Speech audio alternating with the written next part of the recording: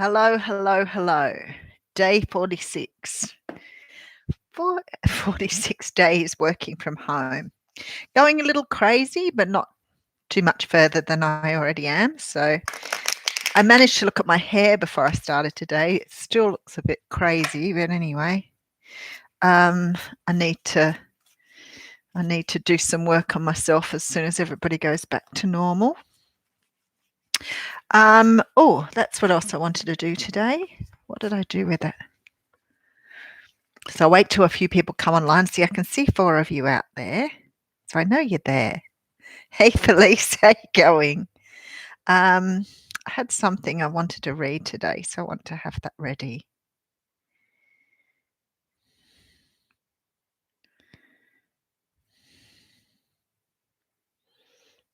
Okay. How are you, Moira? I'm good, thanks, Felice. Yep. I've been really busy this morning. Actually, I've done quite a lot of calls today, and I was feeling a little bit ringing people up. It's tough at the moment. Hey, Haley, how you going? I am well. I'm always well. Thank you. I hope you are too. Hey, Jules, how you going? There was a few things I want to do today, but we'll start with the regular stuff, and we'll do an animal spirit reading first. And then there was a few things I wanted to do and talk about, so we'll get there. Hey, Joanne. Oh, you heard the bell ring. Good. Thanks, Unique. How are you? The bell seems to work sometimes, doesn't it? It's quite interesting. But we'll see how we go. See, I'm shuffling the cards here. Oh, that one wants to come out. Oh, they've got 2 again. Interesting, isn't it? Really weird. But anyway, we'll take the 2. And we have the bat and the cheetah. Alrighty, so we'll look at the bat first. Oh, and I went straight to the page. I always wonder when I do that. Okay, this little guy. This is about darkness, letting go on a full moon too. Okay, this is death leading to rebirth. Very, very interesting. All right. Before emerging, the bat waits for the sun to set and the moon to rise. In the darkness, it can see all that was invisible in the daylight hour. The bat is a master of the subtle senses of the underlying forces that cause something to prosper and others to fade. The bat card shows up to signify the end of a chapter, the closing of a door. I want to do it all in a horror voice. The bat comes swiftly, encouraging us to move on. In just a few hours, a new day dawns, no more lingering in the past. That's it. Full moon. Accepts, adapts, and adjusts. That's pretty unique. Hey, Teresa, how you going? So we got the cheetah. Was the other one. Ah, that came pretty close too. Okay, so what does the cheetah mean then? This is solar force, action, achievement, and masculine energy. The cheetah is the epitome of the solar forces at work. The sun doesn't shine onto the cheetah, it shines from inside this great creature and expands outward to brighten the universe. The energy with the cheetah personality is palpable to others, and they naturally attract an audience to bear witness to their remarkable achievements. Purpose and passion are the best fuel for a cheetah's forward momentum. So if you're lacking in those areas, reconnect to the why before you start running. When in balance, this talks about achieves anything and boundless energy. So I'm thinking what they're telling you here is after this transformation, it will be all go. You'll be moving forward very, very quickly. You will have this newfound energy, this sort of like this action to be able to move forward. Really nice. Really nice. Okay. The Twilight Zone. Oh my goodness, I loved that show. All right, Wisdom of the Oracle. So we'll pull one from you here too. Oh, that one comes straight out. So we have the card of happy coming straight out, which is really nice. Card number 26. Yeah, very nice. 26. 26. Okay. Joy and contentment, a sense of fulfillment, a feeling that all is well. So that's really nice, isn't it? After sort of dredging up all the other stuff. Your desires are effortlessly fulfilled now. So we have a bit of a turnaround. Find joy in the present moment, whatever is happening, and be satisfied with things as they are. That's what I got the message about this morning. You're free from the shackles of longing and able to experience the liberation that comes from actually being happy moment to moment. For you have chosen happiness over yearning for it. That was what I was going to talk to you about today. That's so cool. Okay, now is the time for feeling joy for the sake of joy and experiencing contentment. None of this is because of something outside of yourself. Your happiness is a result of you being at one with Spirit's plan for your life. All is well. The tide is in for now. Enjoy playfully splashing in it. Very, very nice. Beautiful. I'm going to talk to you in a moment about my messages this morning. But first off, now I don't know that the lovely Sarah is on board yet, but I asked her if I could share this poem with you. Now, Sarah's been going through and she has mentioned on it here, so I don't feel that I'm invading her privacy or anything. And I did ask her if I could share this, and she was more than welcome for me to share. She's been writing the most amazing poetry. So I am going to, the cards went well with the readings. That first reading today sort of knocked me a little, but that was okay. I was sort of expecting, something like that. But the two readings were completely different today, which I sort of really love when it does that. So anyway, I'm going to read you a poem by Sarah. Now you'll see Sarah on here, I'm sure, because she does join some of these groups, and it's called Embracing the Shadow. So she's been on a little bit of a journey. So when you see her on here, please make sure that she knows that you have listened to her poem. Embracing the Shadow by Sarah Spradlin. I found my shadow side today. She huddled, emaciated, alone, defeated and afraid. And no wonder. I'd mistreated her all my life, shamed by her failings, intolerant of her faults. I'd been a bully, a drill instructor, a control freak, the worst kind of dictator. I'd demanded her surrender, commanded her to leave. I'd denied her, rebuked her, pushed her aside, hidden her away. I'd treated the very human side of myself like a subhuman, someone to bury under 50 tons of ego. Today I looked upon her with regret and compassion, reached out to smooth back the matted hair from her face, saddened by the flinch. Don't be afraid, I whispered. I'm sorry I hid you away, so bound by perfectionism I couldn't accept you. I took her hesitant form into my arms, so thin, so frail. Her eyes were haunted, but as I watched, a light of hope sparked within them. You are me and I am you. What I considered imperfect, I now accept as myself. What I considered broken, I now deem useful. What was my shame is now my love.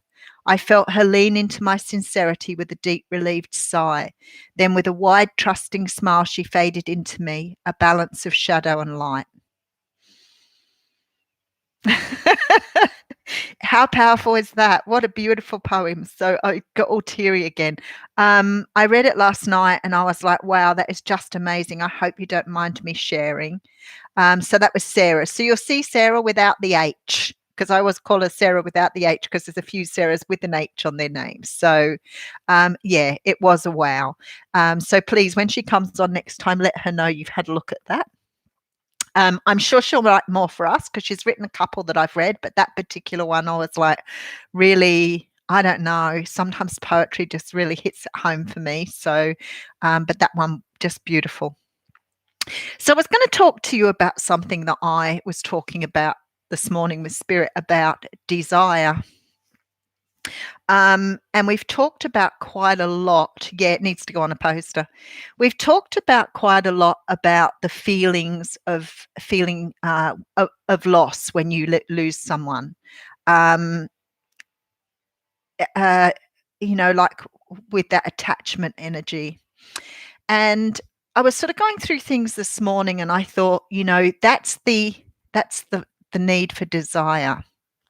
when you desire someone so gratefully and you don't have them in your world anymore. And I thought, I want to talk to people about this because we sort of treat the word and the concept of desire as being sort of something good. Um, and I just had a thought this morning and I thought it was really important to share it. When you desire something that you desire so greatly that it becomes all encompassing, it's all you can think about, whether that's, the desire to take a holiday, the desire to have another job, the desire for someone you like to be in your life, whatever it is, the desire can be so potent that we sometimes cling to that. The thing is, this is why they talk about not trying to control outcomes, because your desire may be so great, but what you're doing is you're also setting yourself up for failure. Now, you may not deliberately do this, but with every desire, there always comes this thought or feeling that you may not get what you want, because desire is not real. It's not really what you've got in front of you. Otherwise, it wouldn't have been a desire. It's almost like the word try, right? So desire becomes something that you really want, but you not necessarily have at the moment. And when you're desiring something that you may not have, there's always the fear that you won't have it, or this fear that you will fail to achieve it, or this fear you will never reach it. So what becomes desire also becomes the flip side of that, where you feel that you might never get to that point. So desire is really quite futile. It's not really a healthy thing. And it will set you up for thinking on the flip side of that, I may not end up with that particular thing. So I was sort of watching this thing on, controlling, allowing things to flow.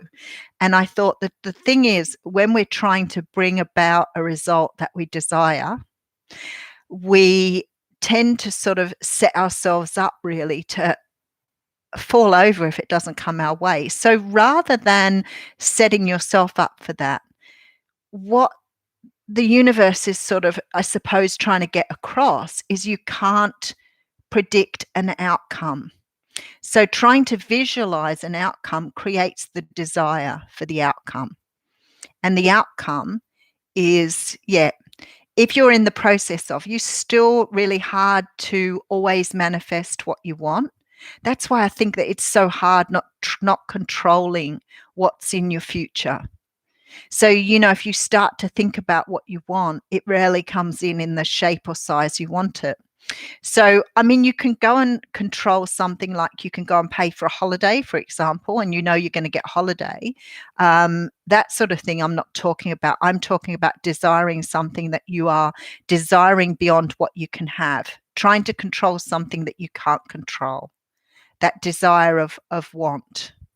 Hey, there's Sarah. We just read your poem, Sarah. And everybody loved it. I'm sure they'll tell you. So I started to think about that a lot. And I thought, it's so true, isn't it? Like you want something so badly that, your heart and your body and everything might crave it to the point where you sort of collapse with that need or those emotions. But at the end of the day, the fear behind that is that you may not achieve that, or it may not come to you. So the word desire brings around, I guess, another thing for you, in that you can't always produce what you want. So there's the element of not being able to get there. So I'm trying to explain it in the way that they showed me, and I'm probably just missing the mark a little bit. What we do is, when we're trying to visualize a future that we want and we have a desire for something, we tend to sort of yearn. That's the word I'm looking for. We yearn for the satisfaction of having that particular thing. But there's always doubt there. Are we going to get there? Are we going to achieve it? So that control, that desire for that outcome, causes you more pain than what if you didn't have the desire. Now, I hope everybody's following me here. They're all speaking to Sarah. Sarah has other ones too. I'll try and read one every now and again for you. So it sort of made a lot of sense to me because you were talking about the yearning for twin flames, relationships, and people the other day. And I guess, in desiring something that you may not have an opportunity to have, still creates that going backwards and forwards, that cycling. So you may feel very confident and think that, this is mine, I've got this. But then later on you don't. And what started this off was I was talking to someone last night about how we cycle on it. So we get really confident and we think, oh, this is going to happen. I'm so excited about it. This is what I want. And we get all into that energy. And then the next minute we're doing the maybe not, maybe it won't happen. Maybe, this will happen or that'll happen. So we look on the flip side, which is the failure.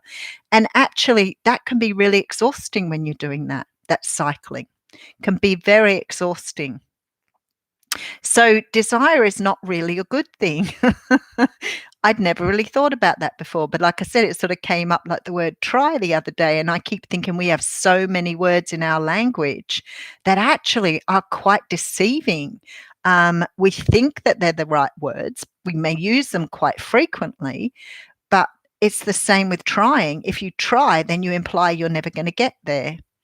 If you desire, then you're implying that desire may not manifest for you.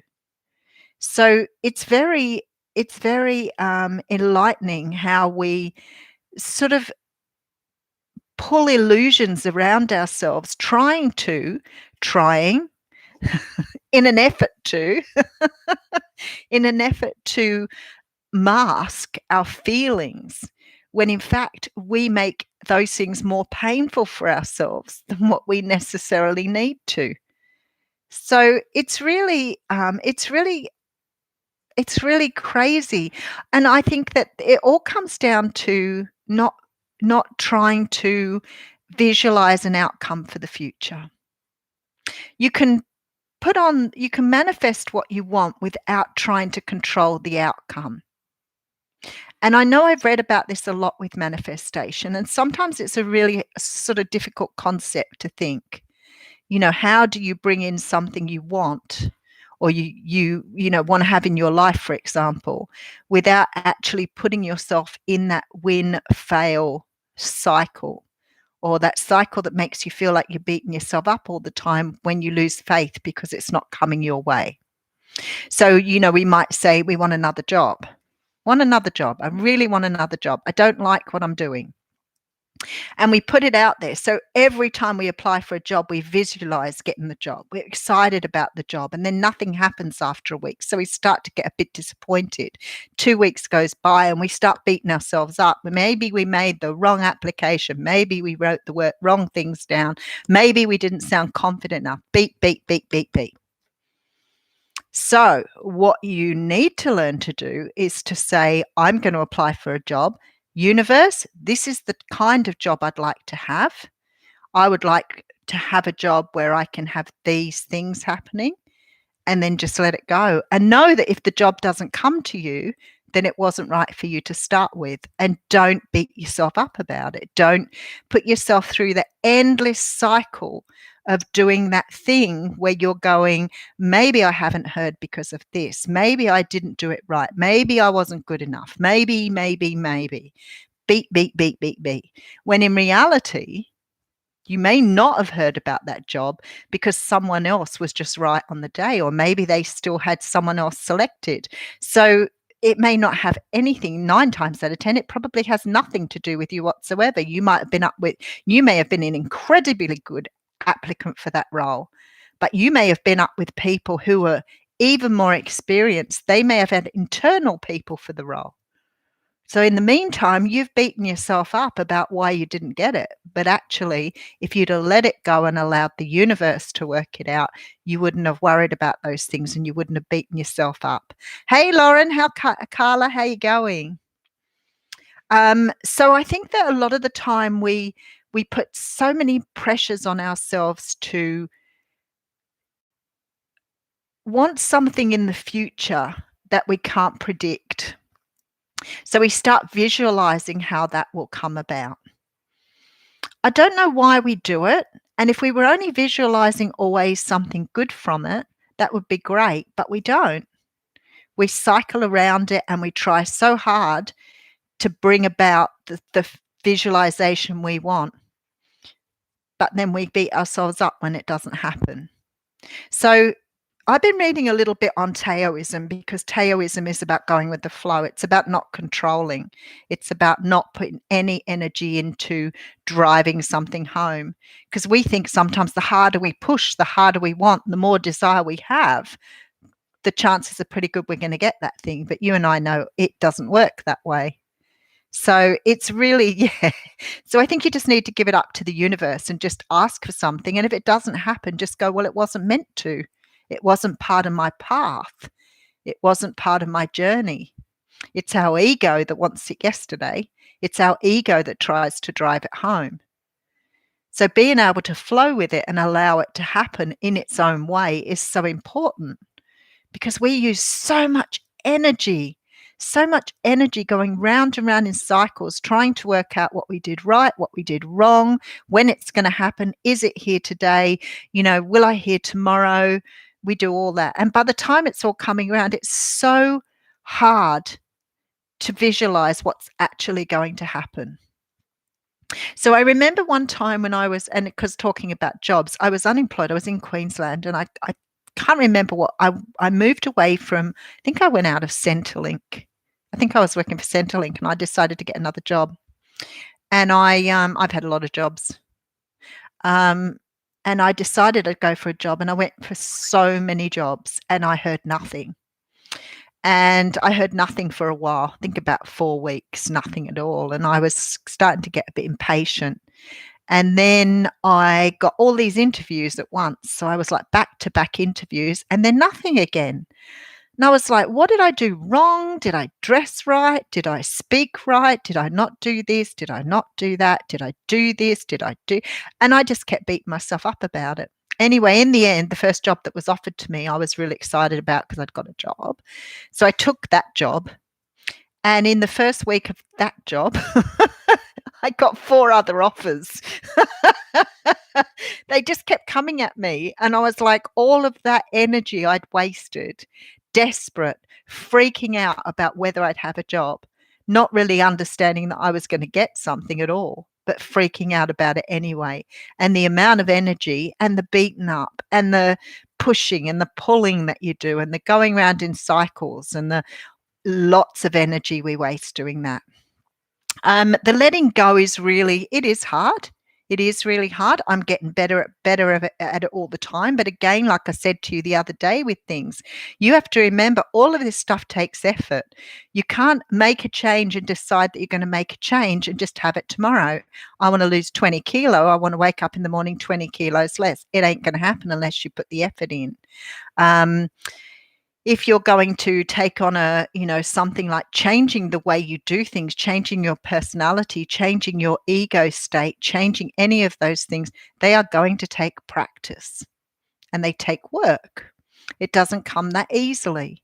So, if you want to make long-lasting changes, I think they say it 21 days to break a habit. If you're like me and you smoked for millions of years, and then you go in to give up smoking. I think I gave up smoking like 3 times for 2 years and many times for several weeks before I finally did it. I haven't smoked now for 25 years, but I tried so many times. Oh, you missed the bell. Oh, no good. Somebody else said they got the bell today, so maybe by the time it got around, it was a bit slow for you, TS. Yeah, so sometimes it takes a long time to break a habit and remake a habit, and you've got to be dedicated. So it's sort of like that whole thing of, okay, if you're going to lose, I'm losing weight. It's probably one of the better ones anyway. If you're going to plan to lose 20 kilo, it's unlikely you're going to lose 20 kilo in the next week. And in order to lose that much weight, you're going to have to change lots of habits to be able to get there. So it's sort of like you've got to plan it and you've got to be focused, and you've got to understand what your weaknesses are. You've got to understand what breaks you. You've got to understand your emotions. You've got to understand everything about yourself to really make it long lasting and worthwhile. And for anybody who's lost weight, it's a hard road. So if you're changing your way of thinking, they say, I'm pretty sure it's 21 days. It could be more than that, but I'm pretty sure I read somewhere it was 21 days just to change a habit. And you've got to do it every day to change that habit. Um, it is really hard. It is really hard. Um, it's crazy. So, if you're thinking about something like not like being able to release the past, live in the moment, and not control what's happening in the future, living in the flow. Now, when they were talking to me about this before, I remember there was just a couple of moments when they were talking when I could feel what that was like. Just for a couple of moments, I went, oh, I've got it, I've got it. And then later on, when I thought about it, I thought, I haven't yet. I haven't. I have get it at intervals, and I really feel comfortable with it, but then I sort of allow it to sort of go back to my old habits again. So, like overthinking, that's a hard one to work on, but you can do it. You can get yourself to the point where you're not in your head all the time and you're not thinking about things all the time. And it certainly gives you more energy, I've got to tell you, because when you're thinking about something constantly, you just get so tired. So, any of those things are going to take, you need to be disciplined. Yeah, Lauren, you really do. But it's got to, you know what? It's that whole thing of what is it you want? Do you want to live in, this pain of never getting what you want? Do you want to live in this pain of, not really living the life that's full for you? Do you want to live in the pain of not getting out of your past and constantly being drawn back there? And if that's the answer, you can. Yeah, it is 21 days. I thought it was. Thanks, Jules. I think that, if you want something that much, if you really want it that much, then you will find some way to fit it into your life and understand it. So there's so much of us, and we've talked about this a lot in the last week, that is embedded in our past. Our emotions, our way of being, our egos all come out of all come out, thanks, Jules. All come out of our past, okay? All our learnings, all the things we are, a lot of that we've brought with us from the past. And we're probably very different people now, but we still use some of those habits and ways of doing things, ways of being that probably don't serve us anymore. And I'm sure you're all, day to day say, I would like to learn how to do that, or I would like to learn how to, and you never do. You never do, because the discipline sometimes frightens us. So we might try it once or twice and then we go, wow, that's just too hard. I'm not going to bother anymore. But yoga's been like that for me for years. All I ever wanted was to be really good at yoga. I want to be really good at singing too, but yoga is one thing that I've tried many times, and it's really hard. And you see these people doing these yoga things and you think that can't be hard. So I started a beginner's program and I was loving it. I was loving it, doing the stretches every day. And no, I haven't, Lauren. Is it good? And I started, and the first week I was so dedicated. I had that in my daily, you want to be bendy too, like a pretzel. And I kept doing it for about a week religiously every day. And I was really loving it. And then one day I went, my shoulder was a bit sore and I was like, looking for any excuse. I'll just leave it today. I'll get back to it tomorrow. So I did. I left it for the day, went back the next day, and then that was it. I haven't gone back to it since. So it's quite interesting how your mindset works. Is it something I really want to do? And if it's something I really want to do, then I would be putting the effort into making those changes. So then I have to question, well, is it something I don't want to do? And if I don't want to do it, but I've got to get rid of it. I can't keep focusing on trying to think about doing it because I'm just going to exhaust myself going round and round in circles. So it's sort of like you keep doing this thing where you just exhaust yourself by putting all this pressure on yourself, and then it doesn't go the way you want it to. So back to the fact that, when you desire things in your future, yes, of course, there are certain things you can predict and there are certain things you can do to organize. You can book a holiday, know that you want to go to, I don't know, the US, and you can know you're going to get on a plane that day and you know you're going to go. So once you've got it all booked, you might worry a little bit about maybe missing the plane, if your alarm doesn't go off. Some of those things can happen, sure. And you can control those aspects. But at the end of the day, I'm talking about the things that you desire that you're not sure you're ever going to have. And I think it came up because of the whole thing talking about, people that have come into your life and gone, and you've got that desire to bring them back into your life. And of course, again, you get all confident, think they're coming back, that you'll have that person in your life, and you feel really, really good about it. And the next day you start beating yourself up for being so silly. Why were you thinking that way? It's never going to happen. That is exhausting. That's cycling. That's, I think, one of the cycles that Spirit's asking us to break. I love that. Jules just wrote up, really? Just once before I die. But anyway, yeah, so I sort of thought it was quite interesting, that little thing this morning, because I thought about it again and I asked for messages, and that was sort of the way they showed me. And I thought, it's so true. We do that all the time, don't we? We ask for something, when it doesn't happen straight away, we start beating ourselves up. And really and truly, it's possible that that thing could happen, but it might take 12 months. Jules, it might be next year. It might be next week. How do you know? That's where letting go comes in. Because you let it go and you just go, well, okay, if it comes along, it comes along. That's great. I'm going to really enjoy it if it comes my way. But if it doesn't, I'm good with that. It doesn't matter. If it wasn't meant for me, it won't come in. If it was meant for me, it'll be there. And that's really, really tough. It will happen when it happens. Que sera, sera. That's what I made my mantra a couple of weeks ago. I just went, when I started this journey of trying not to control the future, trying to let go of the past, this was my new journey. And that was my first message that came through, was Doris Day singing that song.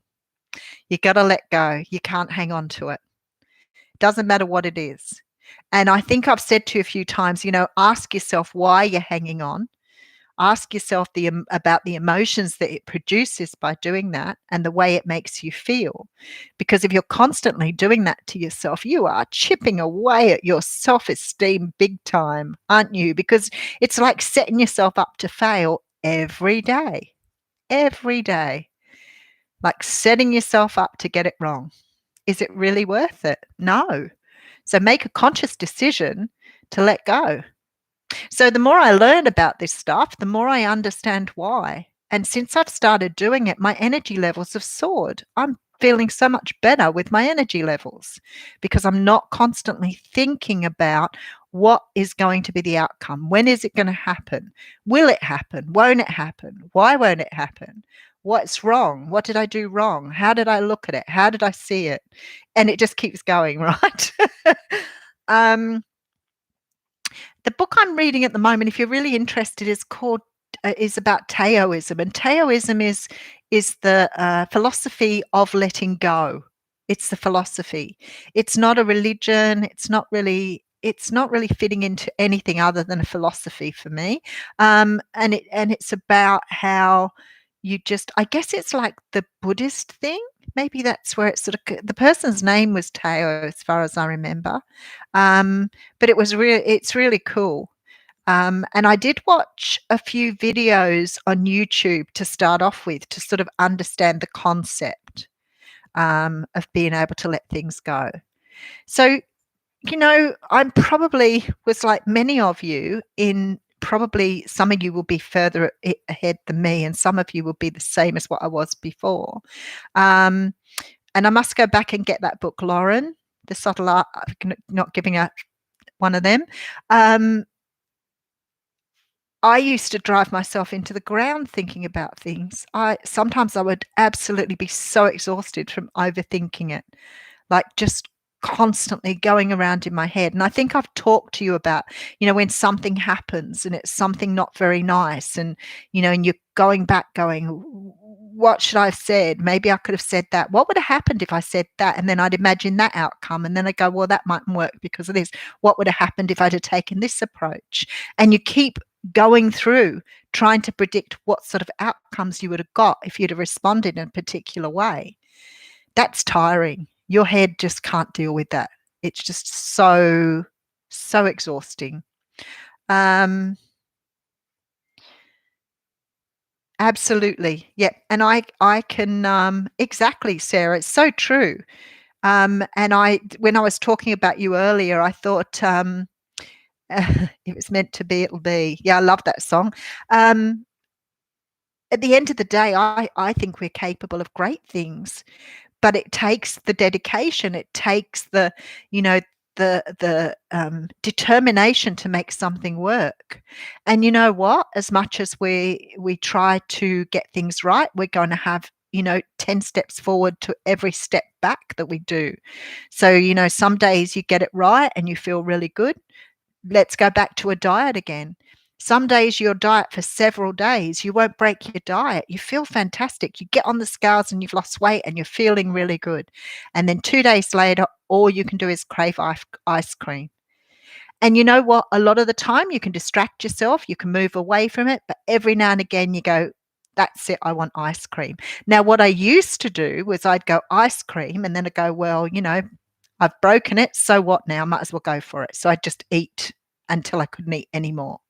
Nowadays, I go, okay, you feel like ice cream, have some ice cream, then get back on the horse and get back into it. Such a different approach now to what I used to have. So I completely self-sabotage before, where now I go, you know what? I've done some great work. I feel really, really good. I'll treat myself to the ice cream. I might eat a bucket. That's okay. If I feel like I need to eat a bucket, I'll go for it. And then the next day, I get my mind back into that mindset again and get back into it. And you know what? That's what I'm talking about, having that sort of dedication. Yes, the super flower moon tonight. Yes, it's fabulous. And it does take time. It keeps breathing energy into it to give it life. Yeah, and that's what I said. Sometimes we just fall over. If we're trying to get past something that we don't have or something that's created pain for us, there'll be days when we feel like we can fly and the occasional day when we just can't get off our asses, like it's just the way it is. So I guess you just got to forgive yourself if you're trying to be determined to do something. You just have to realize that every now and again you're going to have a bit of a down day, and that's okay, but don't live there. Learn that it was just, one of those days and just get back into it. But all of these things we're talking about, these changes we want to make in our thinking and in our beings and our egos and our personalities, they all take time, but they can be done. Oh, Sarah. Sarah said she just ate 2 big donuts. Were they jam ones? Because they're my favourites. Bloody salty caramel ice cream. See, that's my weakness. One of my weaknesses. Salty caramel anything. Awakening Within is a very good book. Yeah, we're a lot of us working on abandonment and attachment issues. Again, that learning to live in the moment, releasing your past, not controlling your future. Great for that energy. Sarah, keep working with it. Really good for that energy. That was the chair, not me, by the way. I don't want to miss it. Yeah, okay, I'll have to look at that, Lauren. I have seen it around before. This subtle art of not giving a F letter CK. Just want to make sure I didn't miss any of the things every day's a new day. You always get to start again. And I agree with that, but I never used to see it that way because I was such a high achiever that if I failed, I found it very, very difficult to go back to. So I just punished myself then. So that's what I said. I've grown a lot. When I think of how I used to be, I have grown a lot, but for different reasons. So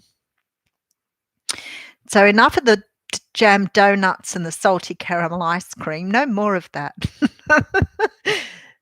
Yeah, I agree too. I feel that, sure, it was the chair. Thanks, Sarah. Supportive. Um, I can imagine, so many times that, we don't get it right. And I don't know why as human beings we sort of beat ourselves up for that. You know, I always think of that somebody saying to me one time about, when a kid's learning to walk and they get up and they take a step and they fall down, but they never give up. They keep going, don't they? Because eventually they walk. Um, and it's sort of like we learn all this stuff when we're children. We are so determined. We do all of our growth in the first 2 years of life. All the things we learn to do, our brain work, everything gets really into gear in the first 2 years of life. We achieve great milestones. What happens? What happens that is, like people tell you you're going to fail. I see these things, people go on diets and people go, oh, diets never work. Well, that's not true. Diets do work. You don't have to believe what people are going to tell you, but for some unknown reason, we take it on board. We take it on board because we're humans. We have egos. Somewhere along the way, someone's told us we wouldn't get it right. So therefore, we just take it all on board and we think that we're never going to get anything right. But in reality, we get lots of things right. Why do we not beat ourselves up all the time? Because we get lots of things right. It's just occasionally we miss the mark. And that's okay. So my computer screen's not straight. So it's very interesting. But anyway, living in the moment. And that's probably one of the most complicated things to do, because when you first start, you keep going backwards and forwards, and then you realize you're doing it, and then you stop. So you've got to be the observer, like I always say. 60 kilos on keto in a year, Sarah. That's incredible. People are so encouraging of babies, and you know what? People are encouraging of each other too. But again, we hear the good stuff, but we don't listen to that. We listen to what we feel we need to hear. So people can say how wonderful you are, but somebody will say, yeah, you're not so great. And that's the one you latch onto. Why aren't I so great? What am I doing wrong? What can I do better? So that's that whole thing about, when you're learning to do counseling, about the positive sandwich. And if you want to give someone negative feedback, you sandwich it both sides with something positive, because, we need to hear the positives to make sure that the negatives don't get to us. But I'm not even sure that works either, because some of us still just take away the negative stuff rather than really listening to what people are saying. Yeah, that's a lot of weight, isn't it? 60 pounds. That's a person nearly. Oh, we have someone new. Hey, Jackie, how you going? Yeah, but you know what? It was like I was saying about the smoking. When I started smoking when I was like 14. Maybe even younger, the occasional puff with friends, stealing them out of your mother's purse, that sort of thing. And I started smoking. I remember having a couple in one day and it made me really, really sick. But I really was so intrigued with smoking, I just kept going back. And I was probably, I think, around about maybe mid-30s when I decided I tried a few times to give it away, 2 weeks. And then I started to see the pattern forming of how you sabotage. So I started to become aware of those points that you sabotage.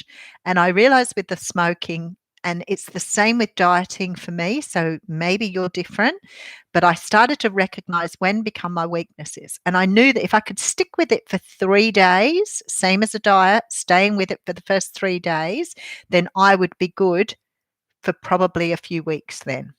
But for some unknown reason, 6 weeks was my first fall down. So I gave it up so many times for 6 weeks after I'd got through the 3 days, because sometimes I didn't get through that.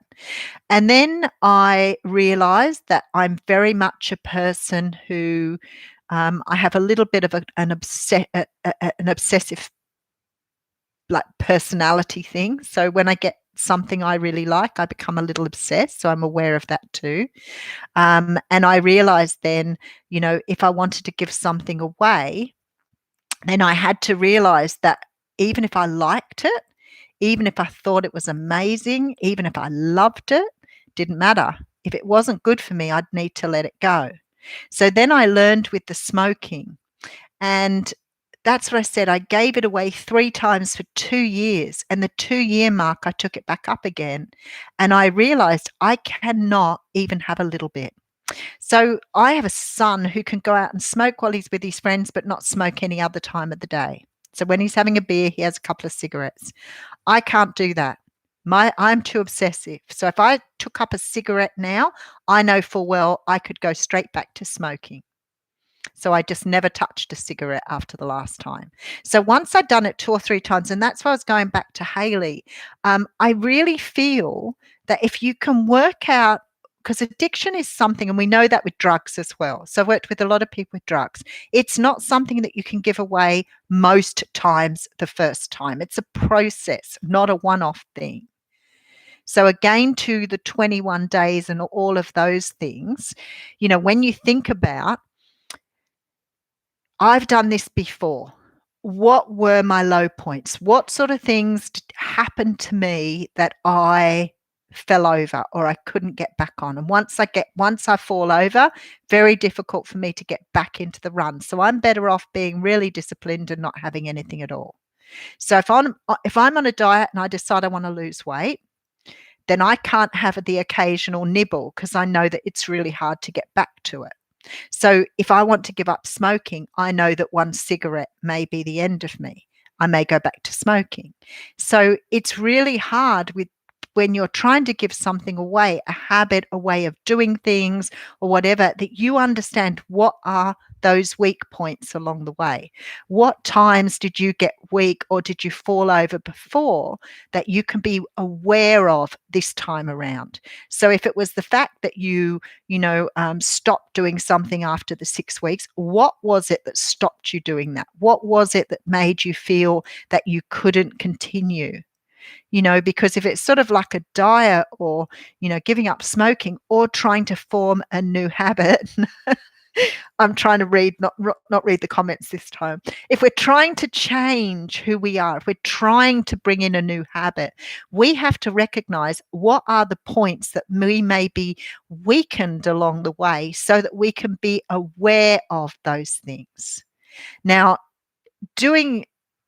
rewarding yourself for a job well done is great. Like if you need to have something and you think you can have one or you think you can have a taste or whatever and you're going to be fine, that's fine. If you're that sort of person, then you have a great talent for that. But if you're not and you're going to get weak when you start doing something like me with the yoga, then don't put yourself under that pressure, or recognize, what are my weak points? Where am I going to fall over? And make sure you're aware of them. So when they do come around, you can say, right, I recognize that. What can I do to distract myself and put myself in a different frame of mind? Meditation's the best thing for that. But tapping's really good too. Okay, let me just have a quick look. Diets work and are messed up plenty. We do, Sarah. That's what we do. It's really hard to enforce a habit. And that's why I said you have to do it 21 days before it changes your thinking. Hanging on to the negative, yep, that takes a little bit of work.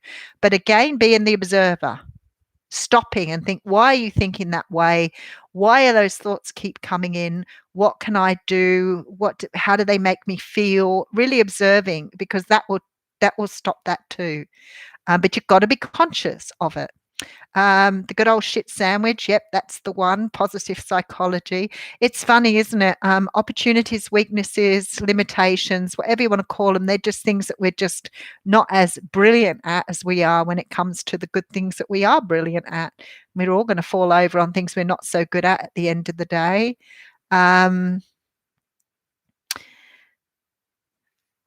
Thanks, Joanne.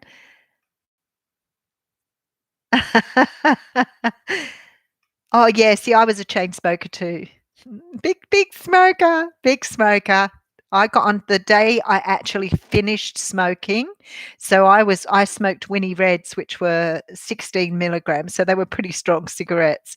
And the day I last smoked, I smoked a packet of cigarettes during the day. I smoked one in the evening, one packet in the evening when I went out with my friends. And at midnight, I had to go and buy another packet to go home because I didn't have any cigarettes left. So I'd bought 3 packets in a 24-hour period.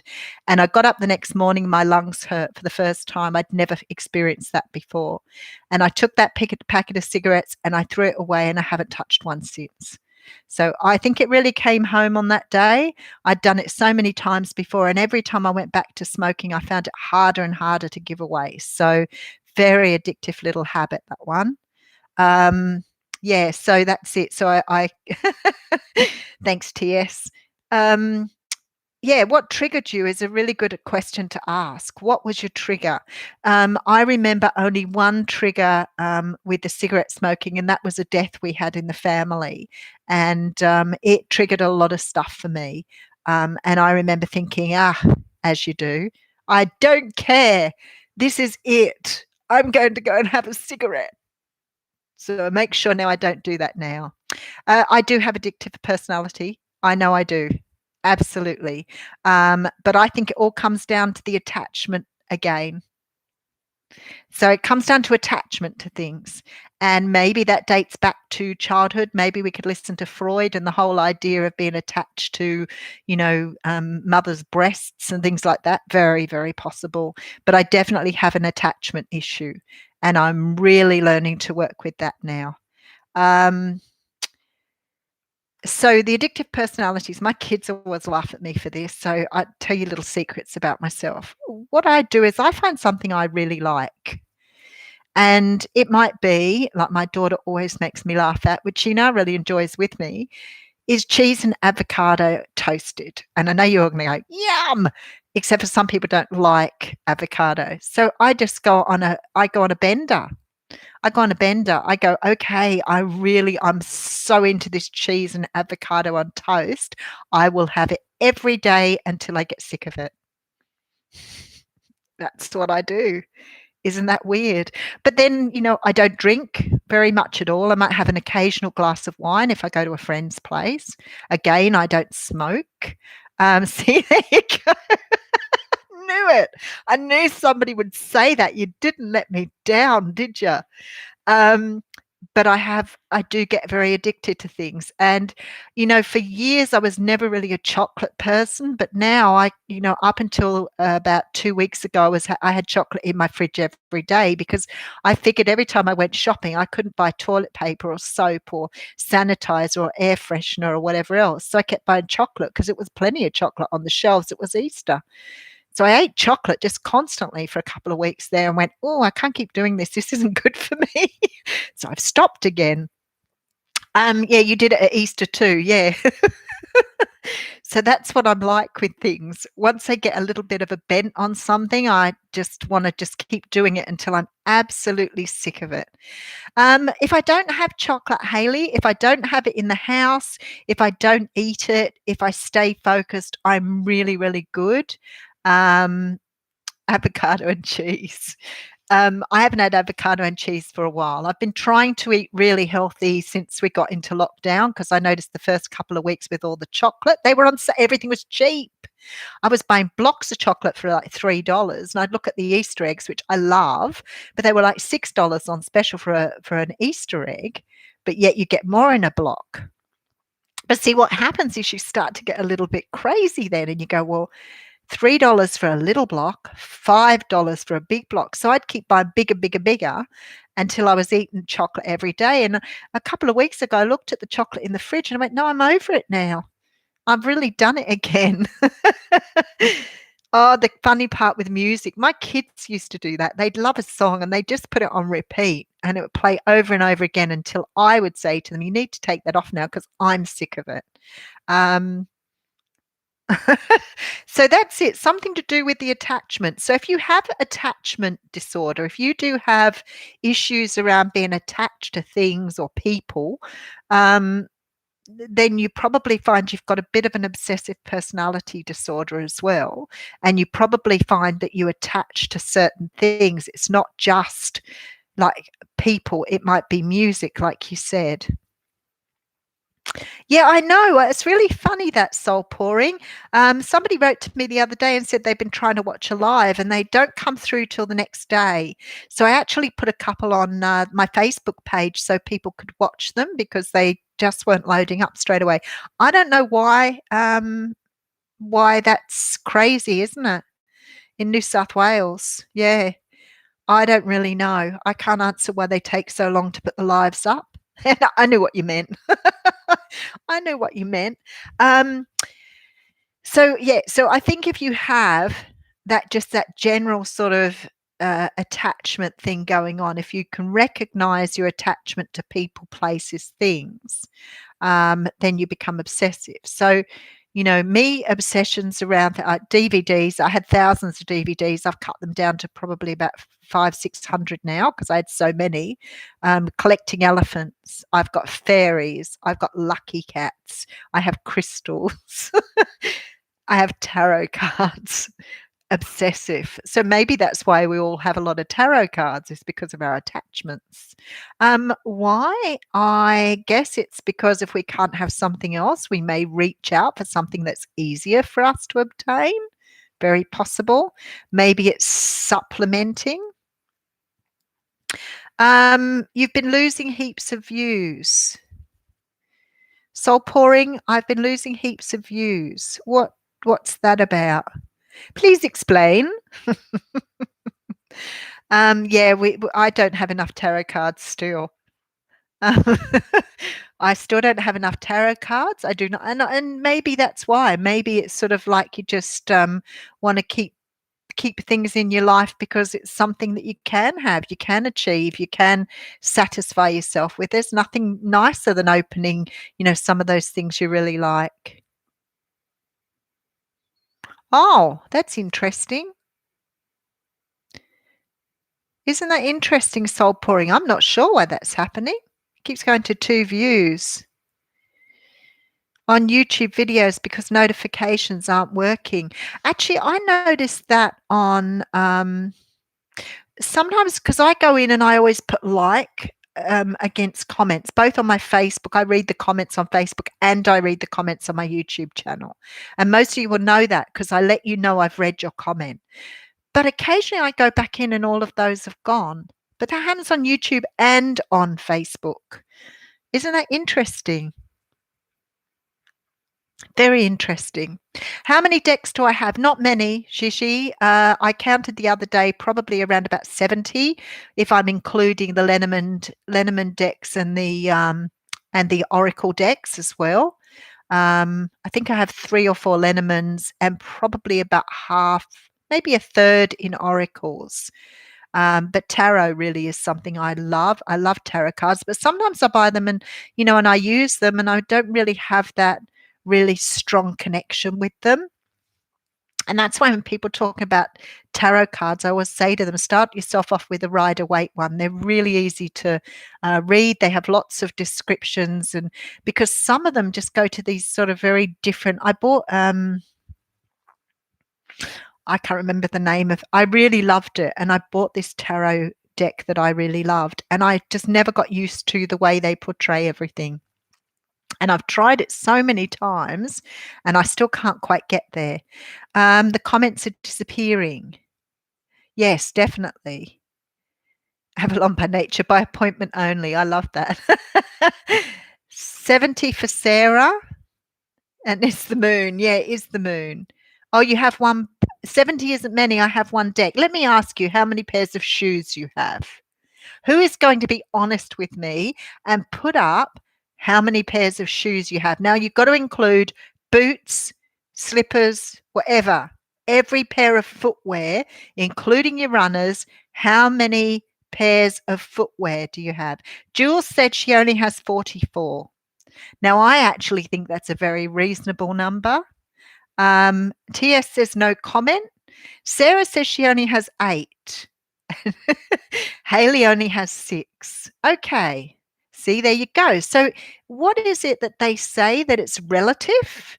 You know, if you think something isn't much, then maybe you see it as not being much. I don't know. So when I see 70 decks of tarot and oracle, I think 70 isn't enough still. I still could do with a whole lot more.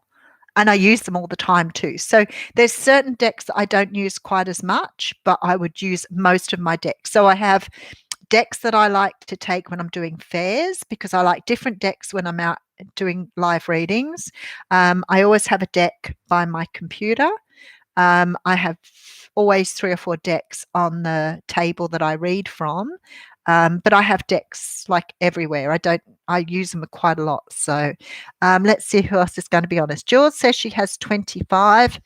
Lauren says she has 20 to 30. The Light Seers Tarot. I don't know if I know that one. Gigi over 100. Nice. Sarah says I don't have room. Joanne says she has only 44. That's a good number. Avalon by Nature says possibly around 8. Jules is waiting on 3 new ones to arrive. See, you just don't have enough. Jackie says about 25, but she wears about 5.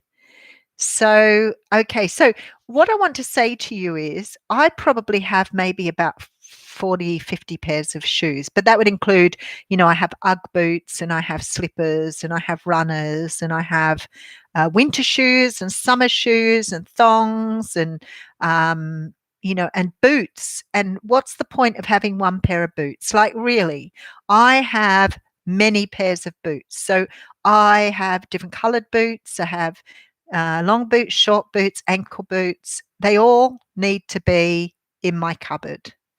So here we go with the obsessive personality thing. Oh, the Raymond show. Okay, so you had an in-laws family like them. Oh, really? Monster in-law. Yeah, mine was pretty yucky too. You were Deborah too. Just shoes or including boots, everything. Joanne, everything. Anything that you put on your feet. Don't include your socks and stockings though. Soul Pouring's getting more cards for Mother's Day. Soul Pouring needs shoes. So maybe if some of us are cleaning out the wardrobe, we could help Soul Pouring out with those. I love boots too, Lauren. They're my favorite thing. It's the one thing I love about winter. Long boots, short boots, colored boots. Fabulous, absolutely fabulous. And I said yesterday that my bras are already crying because they're all in my cupboard and not being worn. My poor wardrobe, I keep looking at it and thinking, I can't believe I get up every day. I, you know, may throw on tracksuit pants, or sometimes I spend half the day in my pajamas and I only get dressed if I have to go out somewhere. Love pajamas. Love boots. Yeah. Justifying the shoes. Darling, you do not have to justify shoes to me. Okay. You do not have to justify. Every pair of shoes I have, I wear. And if I'm not going to wear them, I give them to someone else. But I wear all my shoes. And normally, yes, Lauren, I would wear my shoes all year round too. But I know you're talking about boots. Shoes are my weakness. You've got a huge foot. I have actually I'm average all round. Isn't that sad? I have an average shoe size at 7 to 7.5. But oh, did you? Yeah, somebody else told me that with the shoes thing. The only thing I noticed with boots was when I put on weight, I couldn't do my boots up anymore. My calf muscles got too big. So you do put on weight in your calves too. How many pairs of PJs? I only wear pajama pants. I'm not a top person. But I love my pajama. I wear short pajama pants in the winter and in the summer, and long pajama pants in the winter, but only just the pants. I'm like a man. I just feel really encumbered. I cook at night time. I swear, my temperature goes up to these really high temperatures at night, so I only just wear pants. Size 11. Sarah, you're nearly 6 foot. Wow. Okay, so I'm pretty average at 5'7", I think I am. 5'7.5". Boots size 6 for Jules. Yeah, no, I'm 7 to 7.5. Most times 7. Bottoms and no top. Yeah, that's me. I sometimes put a singlet on if I'm cold, but not really anything on the top. Soul Pouring says she's short and stocky with flippers for feet. Oh, I love it. You in the comment of the day there. That's absolutely beautiful. So Gigi said she went to school for pattern making and fashion design. I've always sewn since my teens, fabric which come in handy. I made tons of masks for my co-workers. Friend of mine has been making masks too, which is wonderful. Swap shoes? What a great idea. Oh, look at you. Look how organized you are, Joanne. One pair of winter boots, one rain boots, one shoes, one running shoes, one sandals, and 3 beach sandals. Beautiful. That's probably all you need, isn't it? I have like 20 coats. Shocking. You know what it is? The attachment thing. We were really poor when I was a kid. We didn't have anything. Everything I got, and I was the eldest child in my family, and I still got secondhand everything. And I remember the things that I got brand new. I remember my grandmother knitting me my own jumper when I was about 12 years old, and I've got a photograph of it because she knitted it in the color I'd asked for, and it was fabulous. And then I spent, when my kids were small, things were very, very tight. And I struggled to buy. I had 3 dresses when I was pregnant with my first child, and I just kept moving them around. And then someone said to me that you can wear it because it was hot.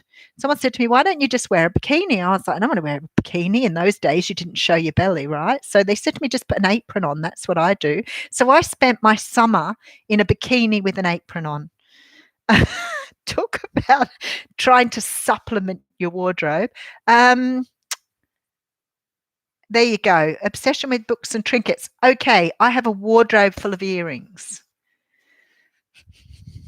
I have like one of those cupboards that has the mirror on the front, and it's full of earrings. So I've got a thing for earrings too. Yeah, see, there you go. That's where it comes from, Lauren. See, attachment. It's really hard to throw things out. So when I get to a point, and I've done it every now and again, I've gone, right, that's it. I've had enough. I'm getting rid of stuff. I pack it all up and take it to the bins. And sometimes I have been known to take stuff back out of the things I wanted to throw out because I can't bear to part with them.